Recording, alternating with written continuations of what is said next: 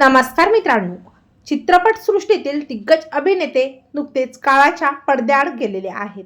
पाहूया संपूर्ण बातमी. तत्पूर्वी आपण जर तारांगण या मराठी यूट्यूब चॅनलला सबस्क्राईब केलं नसेल तर एकदा नक्की सबस्क्राईब करून घ्या. हिंदी चित्रपटसृष्टीतील दिग्गज अभिनेते देव आनंद यांचे सुपुत्र आणि अभिनेता सुनील आनंद यांच्या वयाच्या 70व्या वर्षी निधन झाले. लंडनमध्ये त्यांना हृदयविकाराचा तीव्र झटका आला आणि उपचारादरम्यान त्यांची प्राणज्योत मालवलेली आहे. त्यांच्या अशा अचानक निधनाच्या बातमीने बॉलिवूडसह संपूर्ण चाहत्या वर्गामध्ये शोककळा पसरलेली आहे. सुनील आनंद हे अभिनेते, निर्माते आणि दिग्गज अभिनेते देव आनंद यांचे एकुलते एक चिरंजीव होते.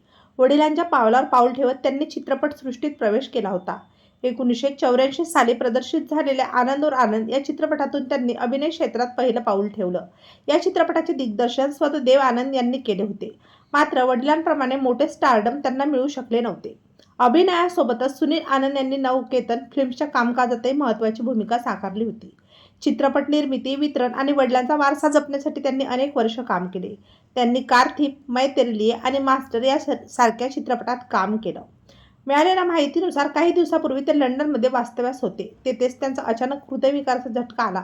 डॉक्टरांनी त्यांना वाचवण्यासाठी आतोनात प्रयत्न केले, मात्र उपचारादरम्यानच त्यांचे निधन झाले. तेव्हा मित्रांनो, आपल्या तारांगण या मराठी यूट्यूब चॅनलतर्फे अभिनेते देव आनंद यांचे सुपुत्र सुनील आनंद यांना भावपूर्ण श्रद्धांजली.